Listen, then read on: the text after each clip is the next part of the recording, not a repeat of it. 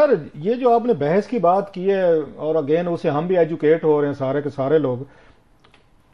تو یہ بحث اس وقت نہیں ہو سکتی تھی جب اتنے بڑے برین بیٹھے ہوئے تھے ججز صاحبان جو بعد میں سپریم کورٹ کے آگے اس میں لگے چیف جسٹسز بھی لگے، یہ بحث تو اس وقت بھی ہو سکتی تھی اور وہ کہہ سکتے تھے کہ جناب قانون میں ڈیفائن نہیں ہے، پہلے تو یہ طے کر لیا جائے نا کہ اس کی سزا کتنی ہوگی، ہم نے 5 سال دینی ہے تا حیات دینے، یا وہ ریفرنس پارلیمنٹ کو بھی تو بھیج سکتے تھے کہ یہ قانون جو ہے جو ضیاء صاحب کے دور میں بنا تھا، ان کے 85 کے اسمبلی نے بنایا تھا، تو اس میں ڈیفائن نہیں کیا گیا، تو آپ ذرا ہمیں ڈیفائن کر کے دیں۔ تو کیوں اس وقت ایسی بحث نہیں کی گئی؟ بڑے اہم لوگ تھے، اہم ججز بیٹھے تھے اس وقت، جو بحث اب ہو رہی ہے۔ میرا خیال ہے کہ اس پہ بحث ضرور ہوئی ہوگی اور ہوئی بھی تھی، کیونکہ جب یہ کیسز زیر سماعت تھے جس میں پہلی دفعہ ایک کیس میں ان کا مجھے ابھی ٹائٹل یاد نہیں ہے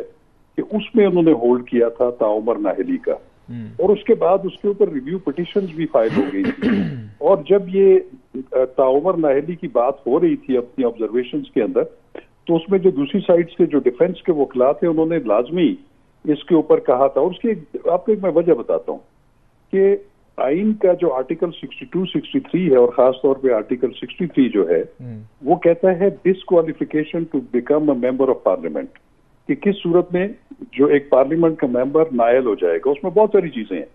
اس میں ایک یہ بھی ہے کہ اگر کسی کو مورل ٹرپیٹیوڈ میں سزا ہو جائے اور وہ 5 سال اس سزا کو گزر گئے ہوں تو وہ پھر اہل ہو جائے گا۔ اسی طرح توہین عدالت میں اگر کسی کو سزا ہو تو وہ بھی 5 سال کی مدت کے بعد وہ بھی اہل ہو جائے گا، اور اسی طرح کچھ اور بھی سول سرونٹس کے حوالے سے تھے کہ جن کو جبری طور پر نکالا جائے یا ان کو ڈسمسل فرام سروس ہوئی ہو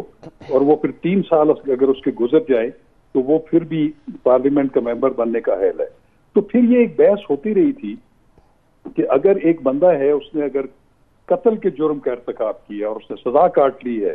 اور اس کے بعد وہ 5 سال گزر گئے ہیں اس سے سزا کاٹنے کے بعد، اگر وہ اہل ہو سکتا ہے تو اگر ایک شخص نے اگر کوئی ایک غلط بیانی کر دی، ایک حلف کی بھی ایون خلاف ورزی کر دیا یا اس میں جو ہے جھوٹ بول دیا اس کا حلف لینے کے باوجود بھی، یا حلفیہ بیان کی خلاف ورزی کی، تو کیا وہ اتنی بڑی ایک جرم ہے کہ جس کا مداوع نہیں ہو سکتا، اور اس کو سامنے رکھ کر آپ اس کو ہمیشہ ہمیشہ کے لیے جو ہے وہ نااہل کر دیتے ہیں کوئی بھی عوامی عہدہ رکھنے کا؟ تو یہ ایک ان بیلنس تھا، اور اس کے بارے میں ہمارے جو معزز جج صاحبان ہیں ہائی کورٹ کے بھی، سپریم کورٹ کے بھی، خود جسٹس عمر عطا بندیال صاحب جو ہے سابق چیف جسٹس، انہوں نے بھی ایک سماعت کے دوران انہوں نے کہا تھا کہ یہ ایک نامناسب جو ہے یہ بات ہے کہ کسی کو آپ تاعمر نائل کر دیں۔ اس کی وجہ یہ ہے کہ ہر شخص میں جو ہے وہ بہتری کی گنجائش ہو سکتی ہے۔ ہو سکتا ہے کہ ایک بندے سے ایک جھوٹ بولنے کا ارتکاب ہو گیا اور بعد میں اس نے اپنی اصلاح کر لی اور آئندہ وہ جھوٹ بولنے سے جو ہے وہ اجتناب کرے۔ ویسے یہ مطلب نہیں، ویسے آپ کیا سمجھتے ہیں کہ پاکستانی سیاستدان واقعی سبق سیکھتے ہیں اور ان میں کیپیسٹی ہے؟ یہ کوئی اس طرح کے مسٹیکس، بلنڈر یا مطلب غلط بیانی سے سیکھ کر اپنے آپ کو ایک اچھا، ایک با کردار، ایک حکمران یہ ان کو لانے کی آپ کا تجربہ کیا کہتا ہے سر؟ آپ بھی تو ان سے ڈیل کرتے رہے بڑے عرصے تک۔ میں آپ کو بتاؤں سر، میں آپ کو بتاؤں کہ میں سیاستدانوں سے پہلے میں خود اپنی بات کروں گا کہ اگر مجھے جانچا جائے آرٹیکل 62 اور 63 کا جو سٹینڈرڈ ہے جو مقرر ہوا ہے آئین میں، تو میں سمجھتا ہوں کہ میں تو کسی صورت میں اہل نہیں ہوں کہ میں کوئی بھی عوامی عہدہ رکھ نہیں۔ تو آپ نے پھر نہیں، آپ تو پھر اس کے بعد الیکشن بھی نہیں لڑتے نا۔ اگر میں اپنے آپ کو فٹ نہیں سمجھتا تو میں الیکشن میں بھی نہیں لڑتا، یا ربیہ بھی نہیں لڑتی، اور ہمارے دوست کھڑے ہیں کوئی نہیں لڑتا۔ جو اپنے آپ کو وہ پیش کرتا ہے کہ میں آپ سے بہتر ہوں، میں آپ کو گائیڈ کروں گا، میں لیڈ کروں گا، اور اگر میرا حکمران جس نے میری زندگی موت کے فیصلے کرنے ہیں، ملک چلانے ہیں، اگر وہ مجھ سے بہتر نہیں ہے تو وہ مجھے کیسے لیڈ کر سکتا ہے سر؟ میں اپنی بات اس لیے کر رہا ہوں کہ میں خود آرٹیکل 62 63 پڑھا ہوا ہے،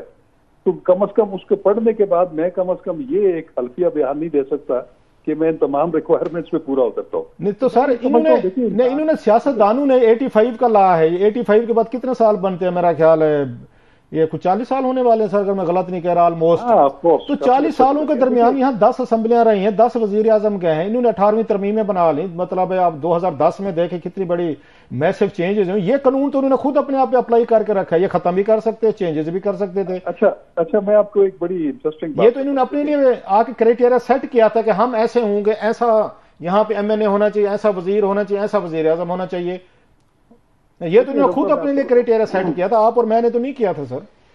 بالکل کیا تھا، لیکن اس میں ایک بات میں آپ کو بتاؤں کہ جو اصل آئین تھا 1973 کا، اس میں صادق اور امین کا جو ایک سٹینڈرڈ جو 85 میں رکھا گیا تھا وہ نہیں تھا. کیونکہ دیکھیں بات یہ ہے کہ صادق اور امین جو ہے یہ ٹائٹل یا یہ کس کا لقب ہے؟ یہ تو ہماری اس عظیم ہستی کا لقب ہے کہ جس کے ہم بالکل ان کے جو ہے وہ ایک کم از کم نیچے سٹینڈرڈز کو بھی نہیں چھو سکتے.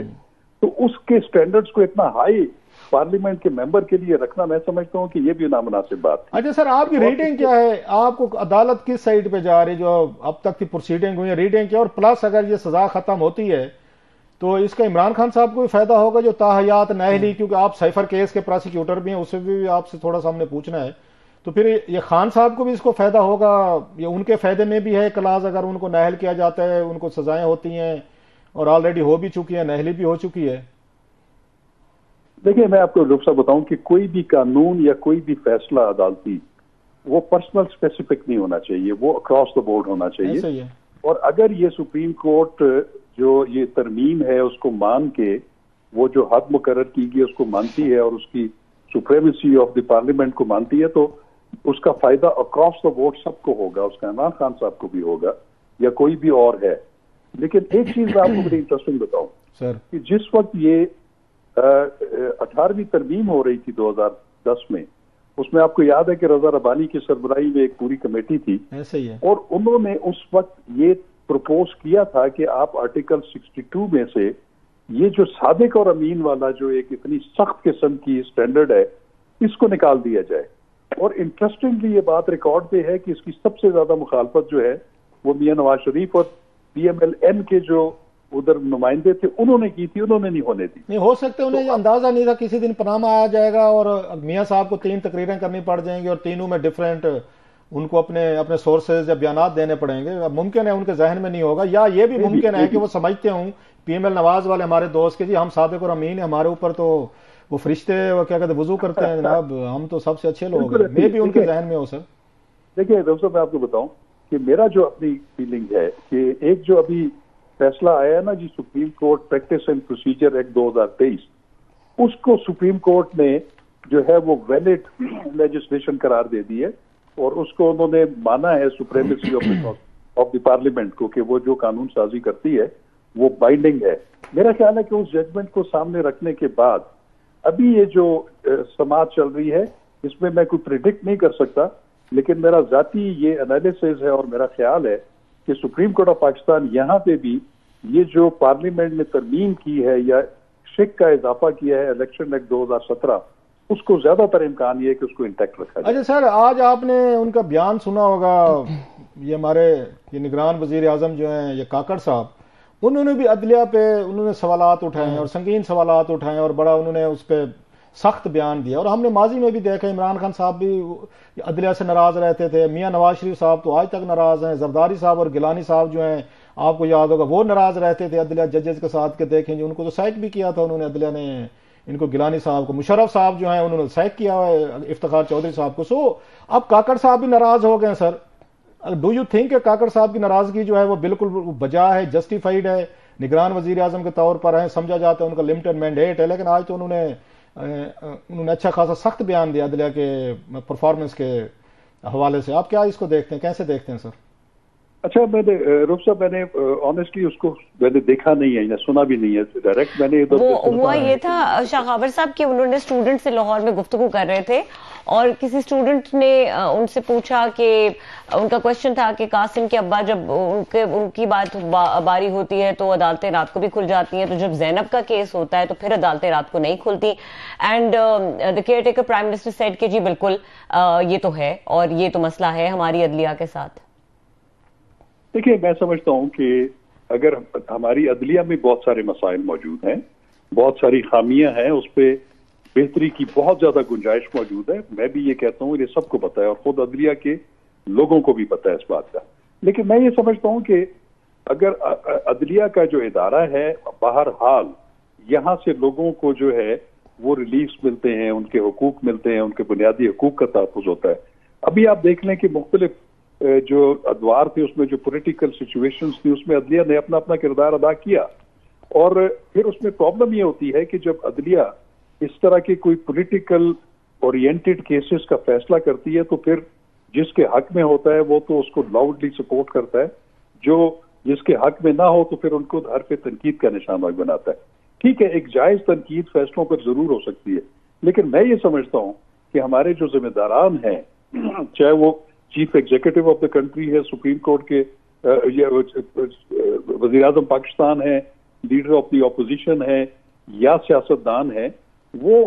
کسی حد تک جائز تنقید فیصلوں پہ ضرور کر سکتے ہیں، لیکن اوور آل جوڈیشری کو اس طریقے سے جو ہے انڈرمائن کرنا پبلکلی، میں سمجھتا ہوں کہ یہ مناسب نہیں ہے، اس سے اجتناب برتنا چاہیے. آپ کا کیا خیال ہے اس پہ؟ یہ قاضی صاحب کوئی چیف جسٹس صاحب کوئی آپ پتہ اس معاملے میں سینسٹیو بھی ہیں، وہ کال کر سکتے ہیں پرائم منسٹر کو کہ آپ آئیں اور ہمیں بتائیں کہ آپ کے خیال میں کون کون سے یہ سنگین یا کوشچنز ہیں یا ہماری انیفیشنسی ہے یا پرفارمنس ٹھیک نہیں ہے، پلیز آئیں اور آ کے آئیڈینٹیفائی کریں. از اٹ کوئی پاسبلٹی ہے اس کی؟ آپ کا خیال ہے؟ میرا خیال ہے نہیں ہے. اس کی وجہ یہ ہے کہ عدلیہ پہ جو اس طرح کی تنقید ہوتی ہے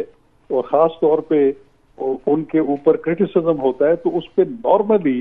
عدلیہ اس پہ سر پہ نظر کرتی ہے اور اجتناب برتتی ہے، اور میرا خیال ہے کہ اس پہ کرنا بھی نہیں چاہیے. لیکن میں پھر بھی یہ کہوں گا کہ ہمارے جو ذمہ داران ہیں، جو ہیلمز آف افیئرس کے اوپر بیٹھے ہوئے ہیں، ان کو اداروں کے بارے میں اس طرح کا جو ہے تاثر نہیں دینا چاہیے جس سے اچھا سر لاسٹلی ایک چیز میں اگر ایڈ کر دوں کہ انہوں نے ویسے آگے سے تھوڑا سا ڈیفیوز بھی کیا ہے اس تاثر کو. انہوں نے یہ بھی بات کہی تھی کہ جب قاسم کے ابا خود وزیر اعظم ہوتے ہیں تو پھر ان کو غالباً حمید کے ابا کا خیال نہیں آتا یا حمید کی والدہ کا خیال نہیں آتا، کچھ اس طرح کی انہوں نے بات کی کہ یعنی جب وہ سچویشن میں ہوتے ہیں تو وہ بھی یہ تمام لگژریز، یعنی ہمارے سیاستدانوں کا بھی ایک پیٹرن ہے اور اس پیٹرن کو بھی سمجھنے کی ضرورت ہے. بٹ بہرحال انہوں نے عدلیہ کو کرٹیسائز کیا. So your point is taken. آپ کیونکہ اس کو آپ سائفر کیس کے وہ پروسیکیوٹر بھی ہیں، وہ اچانک پیچھے چلا گیا ہے، اس وقت سائفر کیس کی کیا لیٹسٹ اس کی سچویشن؟ اسٹے ہوا ہے یا بھی روکا ہوا ہے؟ مطلب کیس کی کیا لیٹسٹ کیا ہے سر؟ جی بالکل، وہ تو آپ کو پتہ ہی ہے کہ اسلام آباد ہائی کورٹ کے ایک سنگل بینچ میں ٹھیک ہے اس پہ جو ہے وہ کوگنیزنس لی ہوئی ہے اور اس کو انہوں نے 11 تاریخ تک اس پہ جو ہے مزید سماعت سے روکا ہوا ہے. اس کے بعد جو ہے وہ سماعت جب آئے گی اور اس کے بعد دیکھیں گے کہ وہ اس پہ کیا فیصلہ کریں. ویسے بھی میٹر سبجیکٹ ہے. اچھا ٹھیک ہے، ہم